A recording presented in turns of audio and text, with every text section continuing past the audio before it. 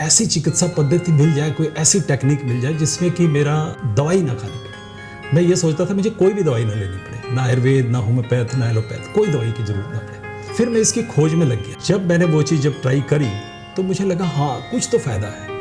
लेकिन एक समय जब मैंने उसको 6, 7, 8 महीने लगातार किया तो एक सैचुरेशन आ गया, जो मुझे लगा कि यार ये सही है, सच में इसके मुझे रिजल्ट्स दिख रहे हैं कुछ। फिर मैं दोनों को मिक्स कर दिया। 23 दिन में मैं अपनी उस प्रॉब्लम से परमानेंटली मुक्त हो गया, फ्री हो गया। फिर मेरी एक सिस्टर थी, फिर मैंने कहा चलो उससे मैं बात करता हूँ। तो मैंने अपनी सिस्टर से बात करी। उसको भी बहुत प्रॉब्लम थी, बहुत दवाइयाँ खाती थी। मैंने उसको बोला कि तुम ऐसा करोगे तुमको ये रिलीफ मिलेगा। कॉन्फिडेंस मेरा बहुत था।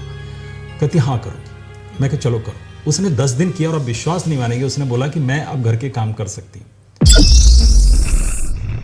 ਡਾਕਟਰ ਸਾਹਿਬ ਨੇ ਜਿਹੜੀ ਚਿਕਿਤਸਾ ਪੱਧਤੀ ਦੀ ਖੋਜ ਕੀਤੀ ਹੈ ਉਹਦੇ ਵਿੱਚ 3 ਚੀਜ਼ਾਂ ਨੂੰ ਮਿਲਾਇਆ ਗਿਆ ਹੈ, ਪ੍ਰਾਣਾਯਾਮ, ਧਿਆਨ ਤੇ ਆਯੁਰਵੇਦ। ਆਪਾਂ ਆਜੋ ਪਵਨਜੀਤ ਤੋਂ ਜਾਣਦੇ ਆ ਕਿ ਉਹਨਾਂ ਨੂੰ ਇਸ ਖੋਜ ਨੂੰ ਕਿੰਨਾ ਟਾਈਮ ਲੱਗਿਆ ਤੇ ਇਹਦੇ ਕੀ ਰਿਜ਼ਲਟ। ਡਾਕਟਰ ਸਾਹਿਬ ਤੁਹਾਡਾ ਸਵਾਗਤ ਹੈ ਜੀ ਸਾਡੇ ਚੈਨਲ ਤੇ। जी थैंक यू।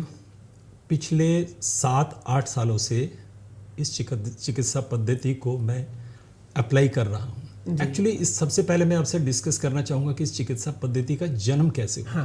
कैसे हुआ। एक समय था जब मुझे भी एक ऐसा रोग था, मैं डिस्कस तो नहीं करना चाहूँगा सबसे, बट अगर हम डॉक्टर की भाषा में बोलें तो वो एक लाइलाज ही था, एक नॉन क्यूरेबल डिजीज़ थी, जिसके लिए आप मेंटेन तो कर सकते डिजीज़ को, लेकिन आप उसको ठीक नहीं कर सकते थे। ठीक है ना, आप दवाई खाते रहिए, लाइफ लॉन्ग खाते रहिए। तो मैंने सोचा कि अभी तो मेरी एज इतनी कम है, 38 की उस समय मेरी एज थी, तो मैंने सोचा कि इस एज में अगर मैं मेडिसिन लेता हूँ और उन्हें उन मेडिसिन के सारे साइड इफ़ेक्ट्स मुझे पता थे कि कितने साइड इफ़ेक्ट्स हैं, तो मुझे ये लगा कि अगर मैं ये दवाई के साइड इफ़ेक्ट्स के साथ कितना लंबा सर्वाइव करूँगा, कितना।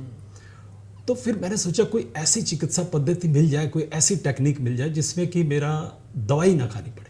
मैं ये सोचता था मुझे कोई भी दवाई ना लेनी पड़े, ना आयुर्वेद, ना होम्योपैथ, ना एलोपैथ, कोई दवाई की ज़रूरत ना पड़े। फिर मैं इसकी खोज में लग गया, बहुत खोजता रहा, ढूंढता रहा, रिसर्च करता रहा अलग अलग तरीके से, लेकिन सक्सेसफुल नहीं हो रहा था।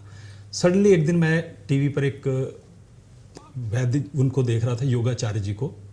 तो वो बता रहे थे, मैं नाम ले देता हूँ, स्वामी रामदेव जी का। तो वो कह रहे थे कि सब कुछ ठीक हो सकता है, और मैं बिलीव नहीं करता था क्योंकि मेरा फील्ड मेडिकल का था। तो मैंने कहा अरे ये बाबा वगैरह ऐसे ही करते रहते हैं। तो मेरी वाइफ ने कहा नहीं नहीं देखो ये कहते हैं ऐसे ठीक हो जाता है। तो मैंने कहा चलो ट्राई करते हैं। बहुत सी चीज़ें ट्राई करी, एक ये भी ट्राई करके देख लेते हैं। जब मैंने वो चीज़ जब ट्राई करी तो मुझे लगा हाँ कुछ तो फ़ायदा है।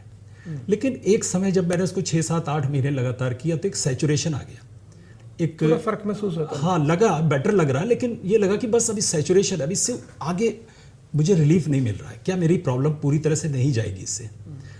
तो फिर मैंने मेडिटेशन पर ध्यान देना शुरू किया। प्राणायाम तो मैं रामदेव जी के जो बता रहे थे वो कर रहा था, लेकिन शायद सीक्वेंस सही नहीं था या मेरी टेक्निक सही नहीं थी, तो मेरे को लगा कि शायद इससे उतना रिजल्ट नहीं आ रहा है जितना होना चाहिए, जितना आना चाहिए था जी। फिर मैं मेडिटेशन की तरफ गया, ध्यान। बहुत से तरीके से मैंने ध्यान सीखे, बुक से भी देखे, कुछ गुरु थे उनसे मिला, कुछ जो सिखाने वाले ध्यान थे उनसे भी मिला, बट बहुत ज़्यादा सेटिस्फाई नहीं हुआ। फिर करते करते मुझे एक ऐसा ध्यान की टेक्निक मिली जो मुझे लगा कि यार ये सही है, सच में इसके मुझे रिजल्ट्स दिख रहे हैं कुछ। फिर मैं दोनों को मिक्स कर दिया।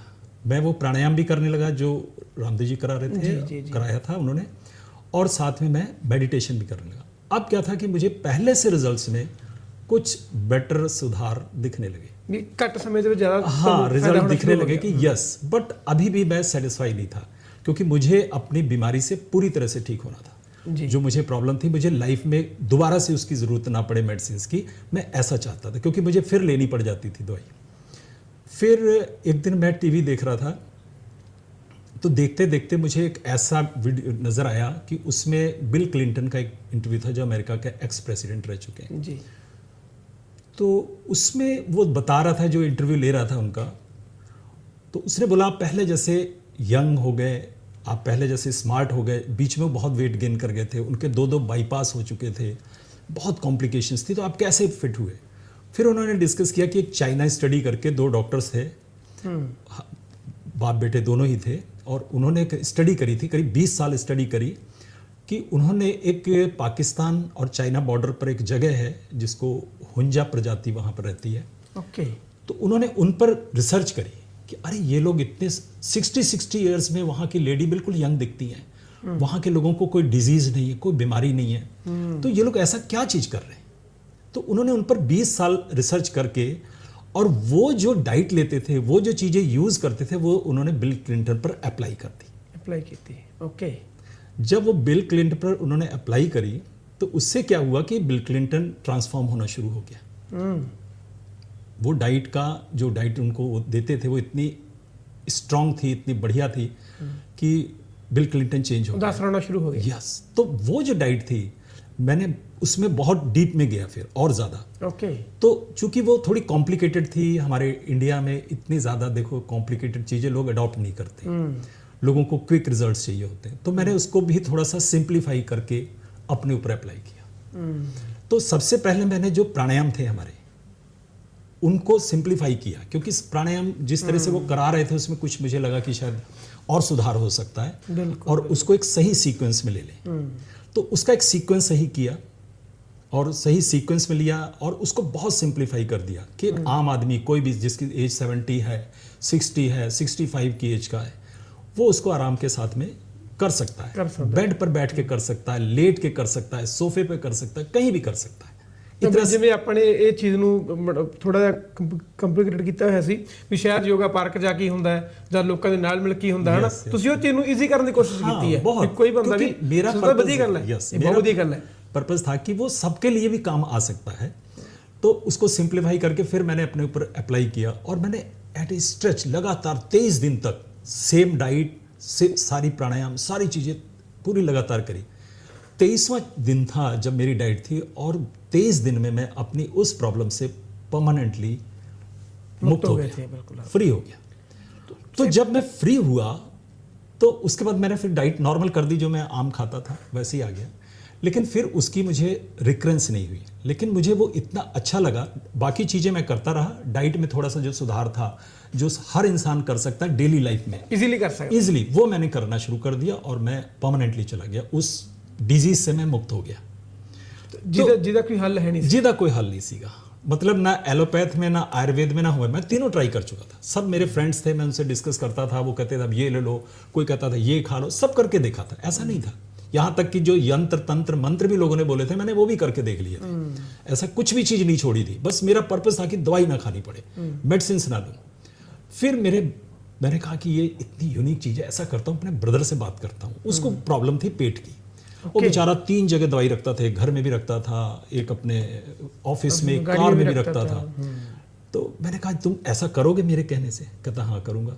मैं क्या करो, और आप विश्वास नहीं करेंगे 10वें दिन उसकी वो प्रॉब्लम खत्म थी, 3 बोतलें वो फेंक चुका था। आज भी वो मेरे साथ करता है डेली। तो बहुत बड़ी बात थी। फिर मेरी एक सिस्टर थी, फिर मैंने कहा चलो उससे मैं बात करता हूँ। तो मैंने अपनी सिस्टर से बात करी, उसको भी बहुत प्रॉब्लम थी, बहुत दवाइयाँ खाती थी, और उसको एक बार डेंगू हो गई थी, तो उसके चलते वो उठ नहीं पाती थी, बैठ करके 6 महीने हो गए थे, कमजोरी आ गई। इतनी कमजोरी नहीं, जोड़ों में पेन बहुत होता है एक्चुअली। डेंगू के पेशेंट्स को ना जॉइंट पेन हो जाती है, एक तरह की आर्थराइटिस हो जाती है। तो उसके चलते वो पेशेंट्स उठ बैठ नहीं पाता है, काम नहीं कर पाता, घर के काम में दिक्कत होती है। मैंने उसको बोला कि तुम ऐसा करोगे तुमको ये रिलीफ मिलेगा। कॉन्फिडेंस मेरा बहुत था।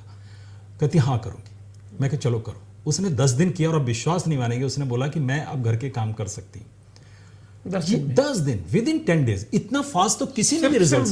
डाइट चेंज करना नहीं, डाइट नहीं था, उसमें तीनों चीजें थी। ओके, तीनों चीजें। मैं अभी उसको भी समझाता हूँ आपको कि कैसे। तो अब जब उसने तीनों चीजों को स्ट्रिक्टली फॉलो किया तो वो ठीक हो गई, कमाल हो गया। अब मेरे नॉलेज में मेरे कई फ्रेंड्स थे जो यंग एज में थे, जो डायबिटिक थे, किसी को ब्लड प्रेशर था, किसी को हार्ट की दवाइयाँ खा रहे थे। मैंने उन सब से डिस्कस किया। मैंने कहा देखो मैं तुमको एक चीज़ कराऊंगा, आपकी दवाइयाँ छुड़वा दूंगा, क्योंकि आप इतने यंग हो और अभी तुम इसकी दवाई खाते हो। बीपी की दवाई शुरू हो गई, कोई डायबिटीज़ की, तुम अगर बोलो तो मैं कराऊंगा उसको। बोलने लगा हाँ करेंगे। मैं आ जाओ मेरे पास। मैंने फिर उनको कराना शुरू किया।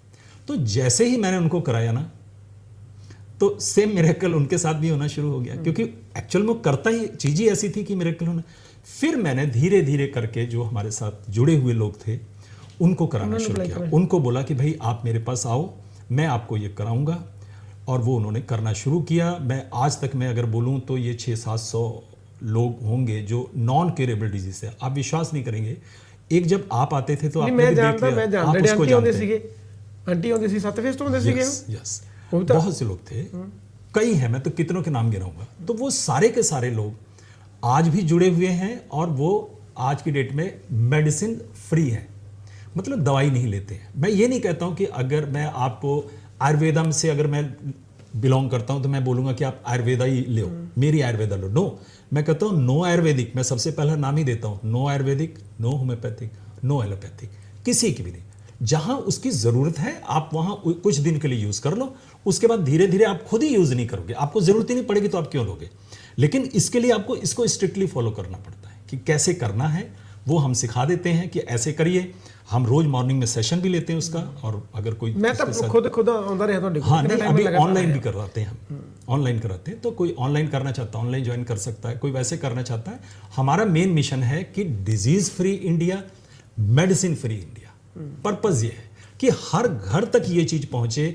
आज मैं उससे फ्री हुआ मेडिसिन से, मेरे रिलेटिव्स फ्री हुए, मेरे जानकार लोग फ्री हुए। और ऑटोइम्यून डिजीजेस जो नॉन क्यूरेबल है ना, जो पेशेंट्स लौट कर आ रहा है, कहाँ पीजीआई से भी आ रहा है, 40 से भी आ रहा है, अपोलो से, फाइनली वो पेशेंट कहते हैं भाई आप पेन किलर खाते रहो, अब ये स्टेरॉइड्स पे डाल दिया, ये सब कर दिया।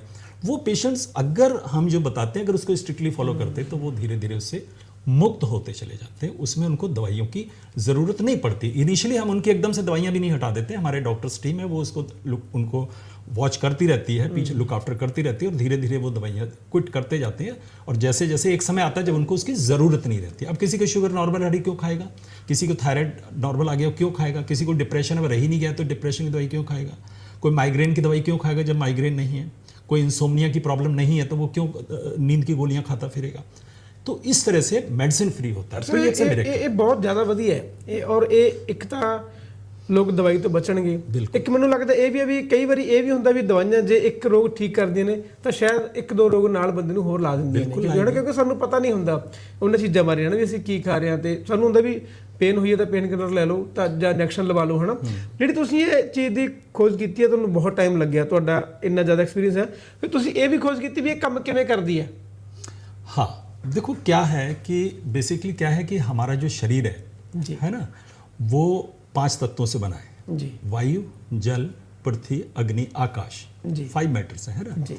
और त्रिदोष होते हैं जैसे वात, पित्त और कफ।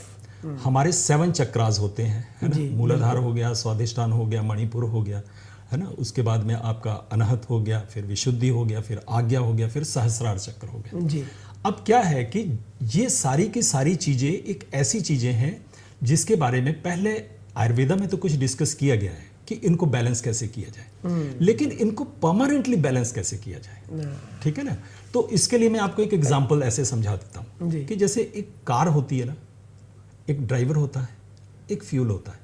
अब मैं आपसे ये पूछता हूँ कि मान लीजिए कि कार बिल्कुल ब्रांड न्यू है, फ्यूल उसमें एक्सीलेंट है, ड्राइवर बीमार है, तो क्या आपको डेस्टिनेशन पर सही तरह ले जा पाएंगे? नहीं, बिल्कुल नहीं। अब चलिए चेंज करते हैं, ड्राइवर बेस्ट है, फ्यूल बेस्ट है, कार की कंडीशन अच्छी नहीं है, अब डेस्टिनेशन पहुंचेंगे आप? नहीं। अगर मैं कहूं ड्राइवर और कार दोनों एक्सीलेंट हैं, फ्यूल आप गलत डाल रहे हैं, क्या डेस्टिनेशन पहुंचेंगे? नहीं। हमारी बॉडी ऐसी है, हमारी बॉडी सेम मैकेनिज्म में काम करती है। अभी एक मशीनरी है कॉम्प्लिकेटेड। अब क्या होता है कि कार जो है वो आपकी बॉडी है, हमारी बॉडी। ड्राइवर कौन है? ड्राइवर वो है जो हमें चलाता है, जिसके जाने के बाद मैं शायद कुछ सेकंड्स भी नहीं बैठ सकता हूँ। सपोज अगर वो चला जाए और कुछ सेकंड भी नहीं बैठ सकता, मैं यहीं गिर जाऊंगा। और फ्यूल वो है जो मैं ये खा रहा हूँ। अब जो डॉक्टर्स हैं वो ट्रीटमेंट कहाँ दे रहे हैं, किस जगह पर दे रहे हैं? वो पूरी बॉडी पर काम कर रहे हैं। सिर्फ चलाने वाला जो है उसकी कोई बात ही नहीं करता है। ड्राइवर कौन है? अब जैसे एग्जाम्पल लो, एक ऑपरेशन थिएटर में एक पेशेंट को लेकर जाते हैं, पेशेंट का नाम मान लीजिए हम XYZ शर्मा जी रख देते हैं, ठीक है। डॉक्टर बोलता है शर्मा जी को ऑपरेशन थिएटर में लेकर आओ। शर्मा जी गए, अभी उन्होंने शर्मा जी को ऑपरेशन टेबल पर लेटाया था, उन एक्सपायर कर गए, एक बाल भी नहीं उखाड़ा था। अब डॉक्टर ये नहीं कहता शर्मा जी को बाहर ले जाओ, अब डॉक्टर कहता बॉडी को बाहर ले जाओ। क्यों? डेड बॉडी को बाहर ले जाओ। अब बॉडी क्यों कर रहे हो? अब घर वाले पूछ रहे बॉडी आ गई, बॉडी चली गई, बॉडी मॉर्चरी में रख दी, फ्यूनरल हो गया। अब लोग कोई नहीं कह रहा पापा आ गए, अंकल आ गए, बोल रहा है क्यों? उसमें से तो कुछ भी नहीं गया, उसमें से उस बॉडी को चलाने वाला ड्राइवर चला गया एक्चुअली। अब होता क्या है कि अगर ड्राइवर बीमार है तो वो बॉडी को कभी भी हेल्दी नहीं रह पाएगी बॉडी, बिल्कुल। क्योंकि जैसे कार चलाने वाला ड्राइवर ठीक नहीं है तो वो कार को कहीं हिट कर देता है, बम्पर तोड़ देता है, विंडशील्ड तोड़ देगा। सही गल है। आप क्या करते हो, आप जाकर फिर डेंटर के पास जाते हो, वो रिपेयर करके फिर दे देता है। ड्राइवर बीमार है, वो अगेन फिर वही कर देगा। बिल्कुल बिल्कुल बिल्कुल बिल्कुल सही तो गल है। आप बार बार उसी चीज को ठीक कर रहे हो। यही तो ट्रीटमेंट चल रहा है आज की डेट में। आपने दवाई खा ली, बीपी कंट्रोल हो गया, अगले दिन फिर गोली नहीं खाओगे तो वहीं के वहीं रहोगे। बिल्कुल उसी तरह से अगर आपने शुगर की दवाई खा ली तो शुगर कंट्रोल हो गई, अगर नहीं खाओगे तो अगले दिन फिर शुगर पहले जैसी। ठीक कहाँ हुआ? सिर्फ मेंटेन हुआ, मेंटेन भी नहीं हुआ। मैं बताता हूं, मेंटेन इसलिए नहीं हुआ क्योंकि जब आप 2 साल वो दवाई खाई, अब वो दवाई असर करना बंद कर दिया, अब कंट्रोल नहीं हो रहा है, यानी कि मर्ज बढ़ गया है। तो अब डॉक्टर 25 मिलीग्राम की जगह 50 मिलीग्राम लिखेगा। भाई कंट्रोल नहीं हो रहा है, ये मैं बढ़ा के डोज लिख रहा हूं। अब वो उसमें 1-2 ड्रग और ऐड कर देगा। अगर बीपी की है तो एम्लोडिपिन के साथ में अब टेल्मीसार्टन भी ऐड कर देगा कि 5 मिलीग्राम एम्लोडिपिन, 40 मिलीग्राम टेल्मीसार्टन का अब डोज लो, अब कंट्रोल होगा। कुछ दिनों बाद उससे भी नहीं होगा, 2-4 साल बाद फिर वो एक और ऐड कर देता है। तो आपकी बीमारी तो अंदर जैसे दीमक होता है वैसे की तरह फैल रही है और बढ़ती जा रही है, ठीक नहीं हो रही है। और हम लोग सोच रहे हैं ये ठीक हो रही है, जबकि वो ठीक नहीं हो रही है। अब होता क्या है कि चूंकि ड्राइवर कोई ट्रीट नहीं कर रहा है, यानी शरीर को चलाने वाली जो सोल है, जो आत्मा है, जो एनर्जी है, जो स्पिरिट है, कोई उसके बारे में नहीं बात करता, गल नहीं हो रही, कोई नहीं करता, किसी को पता ही नहीं है। सब बॉडी बॉडी बॉडी बॉडी करे जा रहे हैं। तो आप ठीक करते जाओ बॉडी को, फिर खराब हो जाएगी, फिर ठीक करोगे। जैसे हो रहा है ऐसे तो ट्रीटमेंट चल रहे हैं, ऐसे ही चल रहे हैं ना। बिल्कुल। तो अब क्या है कि दैविक सत्व जो हम बताते हैं, दैविक सत्व, इसका हमने नाम दिया दैविक सत्व। दैविक मतलब डिवाइन, सत्व माने एक्सट्रैक्ट। ओके, डिवाइन एक्सट्रैक्ट कोई नई चीज नहीं है, पहले से योग अवेलेबल है, पहले से डाइट अवेलेबल है, पहले से प्राणायाम अवेलेबल है ना, पहले से मेडिटेशन अवेलेबल था। हमने उसको एक सिंक्रोनाइज किया, हमने उसको एक सीक्वेंस बनाया। जैसे मैं आपको एग्जांपल दूं, एक नंबर वाला लॉक है, मैं आपको दे दूं, आप कहां घुमाएंगे? 0 to 9 तक ही लगाएंगे ना। बिल्कुल। फिर मैं इधर दे दूं, वो भी 0 to 9, लेकिन खोलेगा कौन? वो जिसको उसका सही सीक्वेंस पता है। 9 2 1 4 लॉक खुल गया।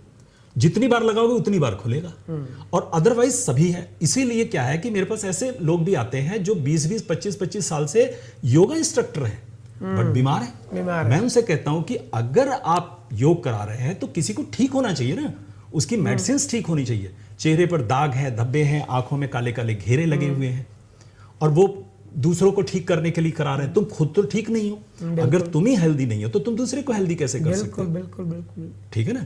तो होता क्या है कि लोग उस तरफ से जाते हैं और इस बात को समझ नहीं रहे हैं कि जो ड्राइवर है उसकी ट्रीटमेंट भी बहुत जरूरी है।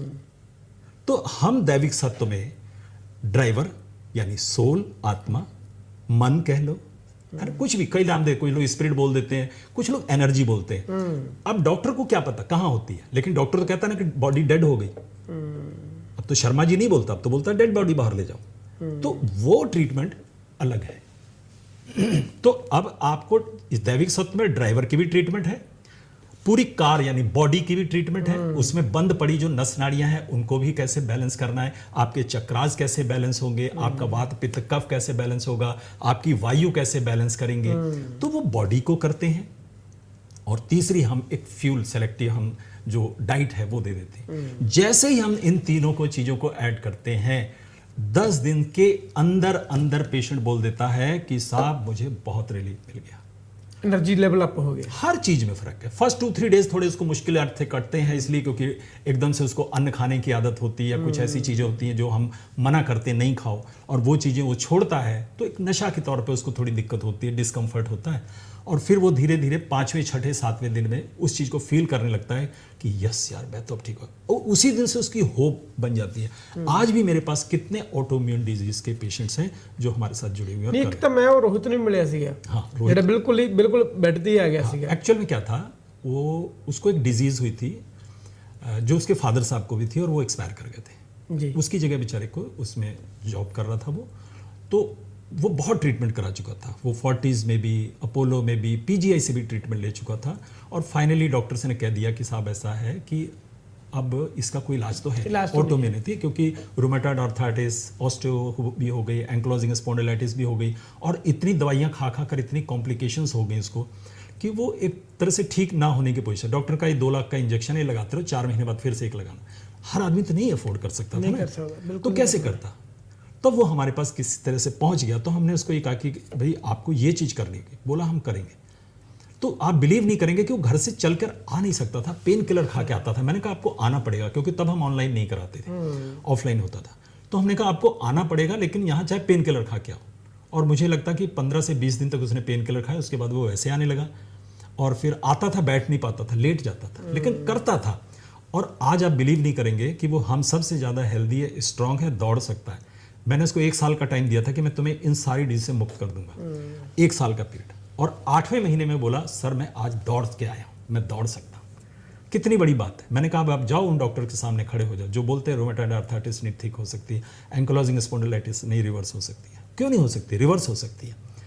अगर एफर्ट्स करता है पेशेंट तो किसी भी लाइलाज रोग को रिवर्स किया जा सकता है, क्योंकि जब तक आप तीनों चीज़ों को नहीं बैलेंस करते। अब जैसे स्ट्रेस है, तो अब डॉक्टर स्ट्रेस के लिए क्या देगा? स्लीपिंग पिल्स दे देगा, एंजाइयोटिक्स दे देगा, एंटी डिप्रेसेंट टैबलेट्स दे देगा। वो तो एक केमिकल है, वो तो बॉडी में जाकर और प्रॉब्लम करती है ना। तो हम तीनों चीज़ों को क्योर करते हैं कि एक तरफ से कि आपका बैलेंस करते हैं, एक तरफ से हम चाहते हैं कि आपका जो सोल है वो हेल्दी होती चली जाए, ड्राइवर, दूसरी तरह से आपकी बॉडी, और तीसरी तरह से आपका फ्यूल एक्सेलेंट हो जाए और आप बिल्कुल। डॉक्टर ਸਾਹਿਬ ਤੁਹਾਡੀ ਗੱਲ ਬਿਲਕੁਲ ਸਹੀ ਹੈ, ਕਿਉਂਕਿ ਨਹੀਂ ਤਾਂ ਅਕਸਰ ਲੋਕ ਪਤਾ ਕੀ ਹੁੰਦਾ ਹੈਗਾ, ਪਹਿਲਾਂ ਦਵਾਈਆਂ ਲਈ ਜਾਂਦੇ ਨੇ, ਜਦੋਂ ਦਵਾਈ ਨਹੀਂ ਅਸਰ ਕਰਦੀ ਫਿਰ ਉਹ ਰੱਬ ਦਾ ਨਾਮ ਲੈਣਾ ਸ਼ੁਰੂ ਕਰ ਦਿੰਦੇ ਨੇ ਵੀ ਯਾਰ ਹੁਣ ਡਰ ਰਹਿ ਗਿਆ ਸਿਰ ਪਰਮਾਤਮਾ ਦਾ ਵੀ ਆਪਾਂ ਇੱਥੇ ਚੱਲਦੇ ਆ, ਸ਼ਾਇਦ ਕਿਰਪਾ ਹੋ ਜਾਵੇ। ਪਰ ਤੁਹਾਡਾ ਸਭ ਤੋਂ ਵਧੀਆ ਪੁਆਇੰਟ ਇਹ ਵੀ ਤੁਸੀਂ ਰੱਬ ਨੂੰ ਨਾਲ ਲੈ ਕੇ ਚੱਲਦੇ ਹੋ ਪਹਿਲੇ ਦਿਨ ਤੋਂ ਤਾਂ ਫਿਰ ਵਰਕ ਤਾਂ ਆਪਣੇ ਜਿਹੜੀ ਆਊਟਪੁੱਟ ਆਫ ਦਾ ਬਹੁਤ ਸਹੀ ਨਿਕਲਣੀ ਆ। ਉੱਤੋਂ ਫਿਰ ਜਿਹੜੀ ਸਰ ਡਾਈਟ ਤੁਸੀਂ ਇਹ ਕਰਦੇ ਹੋ, ਲੋਕਾਂ ਨੂੰ ਸੁਜੈਸਟ ਕਰਦੇ ਹੋ, ਉਹ ਡਾਈਟ ਕੀ ਤੁਸੀਂ ਕਹਿੰਦੇ ਹੋ ਵੀ ਕਿੱਦਾਂ ਸ਼ੁਰੂ ਕਰਨਾ ਹੈ? देखो डाइट जो होती है वैसे तो एक जनरल ही डाइट होती है, लेकिन चूंकि पेशेंट को जब हम आता है तो हम उसको पहले थोड़ा सा एग्जामिन करके ये देखते हैं कि उसकी प्रकृति कैसी है, क्योंकि सीसी टू ऑल नहीं हो सकती। जैसे क्या है ना, अभी समस्या क्या है मैं बताऊं, आयुर्वेदा बहुत अच्छी चीज है, एलोपैथ भी बहुत अच्छी है, सबकी लेकिन अपनी अपनी जगह है। लेकिन क्या है ना कि सब में आपस में एक दूसरे से नफरत है कि वो उसकी क्रिटिसाइज करता है, वो उसको क्रिटिसाइज करता है। जहां आयुर्वेदा का रोल है वहां पर एलोपैथ नहीं काम करता, जहां एलोपैथ का वहां आयुर्वेदा नहीं आ सकता।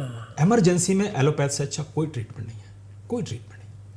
आयुर्वेद का भी अपना बहुत अच्छा रोल है कि वो एक जगह पर, होम्योपैथ का भी है, मेरा नॉलेज उसमें ज़्यादा नहीं है तो मैं उसके बारे में नहीं कहूँगा, बट बहुत पेशेंट हमने देखे हैं जो बहुत होम्योपैथ को अप्रिशिएट करते हैं। पैथी कोई भी खराब नहीं है, उसको सही जगह पर यूज़ किया जाए। अब हो क्या रहा है कि सीसी टू ऑल कैसे हो जाती है कि एलोपैथ चूँकि डोमिनेट करता है सबसे ज़्यादा। आज देखो सबसे ज़्यादा डॉक्टर्स किसकी ज़्यादा है? आयुर्वेद को शुरू से हमारे इंडिया में बहुत तवज्जो नहीं दी गई, वो सिंपल वैद्य बन के रह गए, है ना, तो वैद्य ही कहे जाते हैं बेसिकली। अब डॉक्टर लगाने लगे, लेकिन पुराने समय में, हमारे समय में उनको डिग्री वैद्य की ही मिलती थी, उनको डॉक्टर की डिग्री नहीं मिलती। डॉक्टर्स के लिए दे आर नॉट एंटाइटल्ड कि वो डॉक्टर लगा, ठीक है, तो इसलिए नहीं लगाते थे पुराने लोग। तो सबने कहा अरे वैद्य है, तो इसलिए उनको थोड़ा हेय दृष्टि से देखने लगे, डॉक्टर्स की अप हो गई। तो आयुर्वेदा वालों ने क्या किया कि बिल्कुल उन्हीं की कॉपी करने लगे, जैसे कि कफ सिरप बना दिया। तो जैसे आप बाजार में जाओगे, एलोपैथ वाला कफ सिरप मिलेगा, आपको आयुर्वेद वाला ने कफ दे दिया।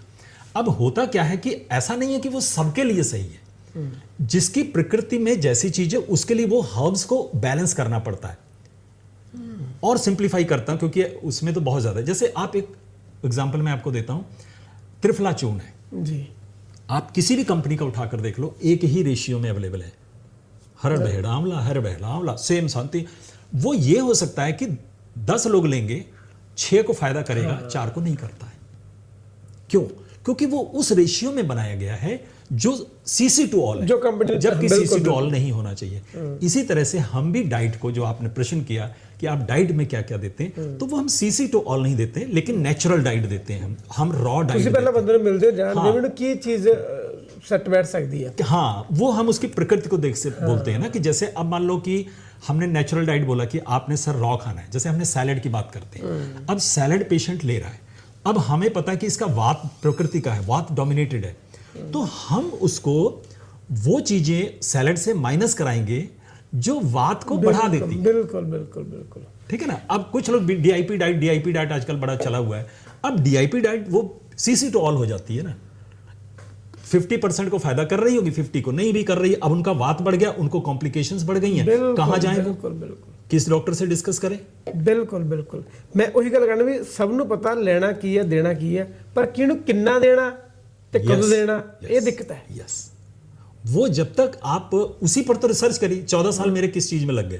इसी चीज में तो लग गए ना। करते करते जोड़ते जोड़ते कड़ियां कई बार अपने ऊपर किया, उसके साइड इफेक्ट्स खुद को फेस किए। ऐसा नहीं कि हमें नहीं होते थे, हमें भी होते थे, क्योंकि मेरी प्रकृति के अगेंस्ट में जब जाऊंगा तो अगर वैसी चीज लूंगा तो मुझे भी तो नुकसान करेगी ना। तो करते करते फिर हम एक नतीजे पर पहुंचे कि अब हमने प्रकृति के बेसिस पर हमें प्राणायाम को कराते हैं। अब कोई हाई बीपी का है, अब रामदेव जी हमारे जो है आदरणीय, वो क्या करते हैं कि जैसे उन्होंने कपालभाति सिखाई कि आपने इस तरह से करनी है। अब हर इंसान उसी तरह से नहीं कर सकता है। बिल्कुल किसी का बीपी हाई है, अगर वो उस स्पीड में करेगा तो उसका बीपी रेस कर सकता है। बिल्कुल उसी तरह से अनुलोम विलोम भी सबका अलग होगा, भस्त्रिका सबका अलग होगा, भ्रामरी अलग होगा।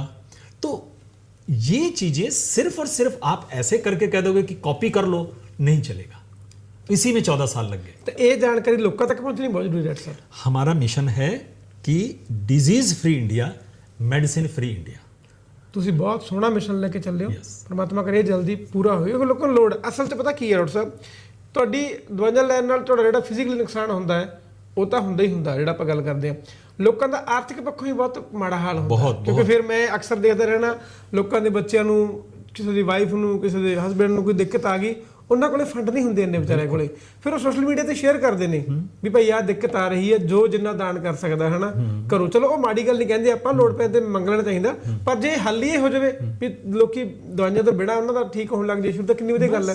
ਤੁਹਾਡੀ ਬੋਡੀ ਵੀ ਬਚੀ ਰਹੂਗੀ, ਤੁਹਾਡੀ ਆਰਥਿਕ ਮੰਦੀ भी नहीं होनी, तो नो भी ਤੁਹਾਡਾ ਸੇਫ ਰਹੂਗਾ। एक चीज उसमें ऐड करूंगा सोनी साहब कि ऐसा नहीं है कि अगर आप मेरे पास एक प्रॉब्लम के आए, रूमेटॉइड आर्थराइटिस के लिए सपोज आए जी, तो आपकी सिर्फ और सिर्फ रूमेटॉइड ठीक होगी। जैसा एलोपैथ में या कोई डॉक्टर ट्रीटमेंट देते हैं कि सिर्फ आपने जिस चीज का लिया उसने उसकी दवाई दे दी और उसी रोग पर काम कर। देखो ठीक तो होता नहीं, ये तो सबको पता है, रूमेटॉइड नहीं ठीक होती, एंक्लोजिंग नहीं होती, वो दवाई खाता जाता है और एक समय आता दवाइयाँ खा करके फेडअप हो जाता है, या तो छोड़ देता है या फिर बेचारे के हालात खराब हो जाते हैं। इसमें ऐसा नहीं है। अगर मैंने आपको रूमेटॉइड के लिए करा रहा हूं ना, तो इसके साथ साथ आपकी दूसरी प्रॉब्लम्स जो है, कोई हार्ट से रिलेटेड प्रॉब्लम है, किसी की लीवर से रिलेटेड प्रॉब्लम है, वो भी ठीक होनी है। यस, क्योंकि देखो हम तो पूरे पर काम कर रहे हैं ना। बिल्कुल। हमने तो आपकी जो ड्राइवर है उसको भी हेल्दी कर रहे हैं, तो अब ये तो नहीं कि ड्राइवर जो इस डेस्टिनेशन पर ले जाएगा तो हेल्दी ले जाएगा, दूसरी डेस्टिनेशन पर आपको गड़बड़ ले जाएगा, नहीं ना।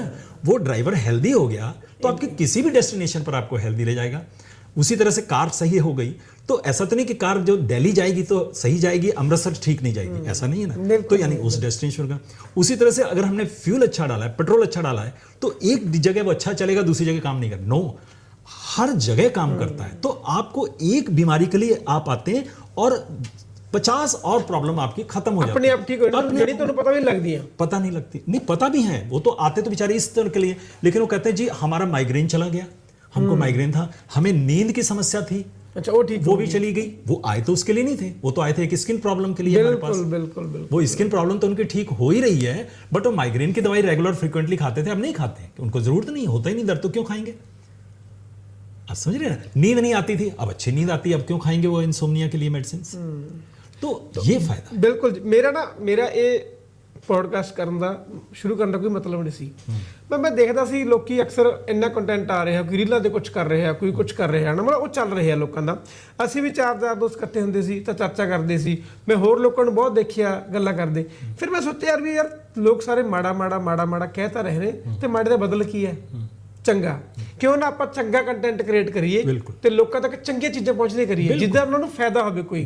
ਕਿਉਂਕਿ ਮੈਨੂੰ ਫਿਰ ਮੇਰੇ ਯਾਦ ਆਇਆ, ਮੈਂ ਕਿਹਾ ਡਾਕਟਰ ਸਾਹਿਬ ਇੰਨੀ ਸੋਹਣੀ ਜਾਣਕਾਰੀ ਰੱਖਦੇ ਨੇ, ਉਹਨਾਂ ਨੇ ਇੰਨੇ ਲੋਕਾਂ ਨੂੰ ਠੀਕ ਕੀਤਾ, ਕਿਉਂ ਨਾ ਮੈਂ ਉਹਨਾਂ ਨਾਲ ਸਲਾਹ ਕਰਾਂ ਵੀ ਆਪਾਂ ਕੀ ਇੱਥੇ ਗੱਲ ਕਰ ਸਕਦੇ ਹਾਂ। ਕਿਉਂਕਿ ਜਿਵੇਂ ਆਪਾਂ ਤੁਸੀਂ ਇੱਥੇ ਬੈਠੇ ਹੋ, ਆਪਾਂ ਨੂੰ ਸਿਰਫ ਮੋਹਾਲੀ ਜਾਣ ਦਾ, ਚੰਡੀਗੜ੍ਹ ਜਾਣ ਦਾ ਹਨਾ, ਜਾਂ ਆਪਣੇ ਲੋਕ ਜਾਣਦੇ ਨੇ, ਹੁਣ ਇਹ ਗੱਲ ਬਹੁਤ ਦੂਰ ਤੱਕ ਜਾਣੀ ਹੈ। ਬਿਲਕੁਲ ਪਤਾ ਨਹੀਂ ਵਿਚਾਰਾ ਕੌਣ ਕਿਹਦਾ ਫਾਇਦਾ ਹੋ ਜਾਣਾ, ਕੌਣ ਕਿੰਨੀ ਕਿ ਦਿੱਕਤ ਦੇ ਵਿੱਚ बैठा है ना। सोनी साहब मैं आपको इंटरप्ट कर रहा हूँ, सॉरी, कि कुछ लोग बोलेंगे कि नहीं ये हम लोग भी सिर्फ इसलिए कर रहे हैं कि हमें पॉडकास्ट करना, पॉपुलैरिटी गेन करना। नो, मैं कहता हूँ आप पेशेंट को लेकर आओ, स्ट्रिक्टली मेरे हिसाब से फॉलो करो, मैं चैलेंज करता हूँ। फिर वो चाहे कितना बड़ा डॉक्टर हो, किसी भी हॉस्पिटल का हो, किसी भी जगह का हो, मैं चैलेंज करता हूं कि आप लेकर आओ ऑटोइम्यून डिजीज का केस, मैं उसको रिवर्स करके दिखाता हूं। रिवर्स ਨਹੀਂ ਸਰ ਮੈਂ ਤੁਹਾਨੂੰ ਬੁਲਾਈ ਇੱਥੇ ਤਾਂ ਮੈਂ ਇਦਾਂ ਥੋੜੀ ਬੁਲਾਇਆ ਵੀ ਆਪਾਂ ਉਹ ਕਿ ਸਿਰਫ हमने ਕਿਉਂਕਿ publicity ਮੈਂ ਦਾ ਤੁਹਾਡੇ stunt ਰਿਜ਼ਲਟ ਕੇ ਲਈ ਦੇਖੇ ਹੋਏ ਨੇ, ਮੈਂ ਤੁਹਾਨੂੰ ਅੱਜ ਤੋਂ ਥੋੜੀ ਜਾਣਦਾ, ਮੈਂ ਘੱਟੋ ਘੱਟ ਤੁਹਾਨੂੰ ਪਿਛਲੇ 7-8 ਸਾਲ ਤੋਂ ਜਾਣਦਾ ਜੀ। ਤੇ ਮੈਂ ਜਿਹੜੇ ਤੁਹਾਨੂੰ ਲੋਕ ਮਿਲੇ ਨੇ ਉਹਨਾਂ ਦੀਆਂ ਮੈਂ ਬਾਅਦ ਚ ਹਾਲ ਵੀ ਜਾਣਦਾ, ਮੈਂ ਚੰਗੀ ਤਰ੍ਹਾਂ ਦੇਖਿਆ ਉਹਨਾਂ ਨੂੰ। ਮੇਰਾ ਮਕਸਦ ਇਹੀ ਆ, ਮੈਂ ਵੀ ਨਹੀਂ ਇਹ ਚੀਜ਼ਾਂ ਕਰਨੀਆਂ, ਆਪਾਂ ਸਿਰਫ ਉਹੀ ਗੱਲ ਕਰਨੀ ਜਿਹੜੀ ਹੋ ਸਕਦੀ ਹੈ। बिल्कुल ਨਾ ਤਾਂ ਆਪਾਂ ਨੂੰ ਪਬਲਿਸਿਟੀ ਚਾਹੀਦੀ ਹੈ, ਨਾ ਸਾਨੂੰ ਪੈਸਾ ਚਾਹੀਦਾ ਕਿਸੇ ਨੂੰ ਗੁੰਮਰਾਹ ਕਰਕੇ। ਉਹ ਤਾਂ ਬਾਬੇ ਨੇ ਪਹਿਲੇ ਹੀ ਰੱਜੇ ਰੂਹ ਦਿੱਤੀ ਹੋਏ ਨੇ, ਕਿਉਂਕਿ ਜਿਹੜਾ ਰੂਹ ਦਾ ਰੱਜਿਆ ਹੁੰਦਾ ਨਾ ਜੀ, ਉਹੀ ਸਹੀ ਕੰਮ ਕਰ ਸਕਦਾ ਹੁੰਦਾ। ਇਹ ਕੁਝ ਬੰਦੇ ਹੀ ਹੁੰਦੇ ਨੇ, ਇਹ ਹਰ ਇੱਕ ਦੇ ਬਸ ਹੁੰਦੇ ਨਹੀਂ। ਸੋ ਸਾਡਾ ਮਕਸਦ ਨਾ ਤਾਂ ਪਪੂਲਰ ਹੋਣਾ, ਡਾਕਟਰ ਸਾਹਿਬ ਨੇ ਬਿਲਕੁਲ ਸਹੀ ਗੱਲ ਕਹੀ ਆ, ਨਾ ਹੀ ਸਾਨੂੰ ਇਹ ਵੀ ਅਸੀਂ ਕੋਈ ਆਪਣੀ ਪ੍ਰਸਿੱਧੀ ਹਾਸਲ ਕਰਨੀ ਹੈ ਬਹੁਤ ਜ਼ਿਆਦਾ ਇਹ ਜੇ ਗੱਲਾਂ ਕਰਕੇ। ਜੋ ਡਾਕਟਰ ਸਾਹਿਬ ਨੇ ਕਿਹਾ ਇਹ ਮੇਰੇ ਰਿਜ਼ਲਟ ਦੇਖੇ ਹੋਏ ਨੇ, ਮੈਂ ਤਾਂ ਹੀ ਇਹਨਾਂ ਨੂੰ ਇਨਵਾਈਟ ਕੀਤਾ ਅੱਜ। ਸੋ ਤੁਸੀਂ ਕੋਸ਼ਿਸ਼ ਕਰਿਓ ਤੇ ਅਸੀਂ ਨੰਬਰ ਮੈਂਸ਼ਨ ਕਰ ਦਾਂਗੇ ਨੀਚੇ ਕਮੈਂਟ ਦੇ ਵਿੱਚ, ਹੈ ਨਾ, ਉਹਦੇ ਵਿੱਚ। ਤੇ ਤੁਸੀਂ ਜਿਹੜਾ ਵੀ ਕੋਈ ਭੈਣ ਭਰਾ ਕਿਸੇ ਬਿਮਾਰੀ ਤੋਂ ਪੀੜਤ ਹੈਗਾ, ਜਿਹਨਾਂ ਨੂੰ ਲੱਗਦਾ ਵੀ ਸਾਡਾ ਇਲਾਜ ਨਹੀਂ ਹੋ ਸਕਦਾ ਜਾਂ ਹੈ ਨਾ ਅਸੀਂ ਅੱਕ ਚੁੱਕੇ ਦਵਾਈਆਂ ਖਾ ਕੇ, ਉਹ ਤੁਸੀਂ ਇੱਕ ਵਾਰ ਜ਼ਰੂਰ ਡਾਕਟਰ ਸਾਹਿਬ ਨੂੰ ਅਪਰੋਚ ਕਰ ਸਕਦੇ ਹੋ। ਡਾਕਟਰ ਸਾਹਿਬ ਕੋਈ ਹੋਰ ਗੱਲਬਾਤ? बस इतना सफिशिएंट, फिर किसी दिन बैठेंगे आप। ਹਾਂ ਠੀਕ ਹੈ। ਸੋ ਅੱਜ ਦਾ ਅਸੀਂ ਇਜਾਜ਼ਤ ਲੈਣਾ ਤੁਹਾਡੇ ਤੋਂ। ਤੁਸੀਂ ਜੁੜੇ ਰਹੋ ਲੀਡਿੰਗ ਪੰਜਾਬ ਨਾਲ। ਥੈਂਕ ਯੂ, ਮਿਹਰਬਾਨੀ, ਧੰਨਵਾਦ ਡਾਕਟਰ ਸਾਹਿਬ ਤੁਹਾਡਾ ਸਾਨੂੰ ਸਮਾਂ ਦੇਣ ਲਈ। Thank you.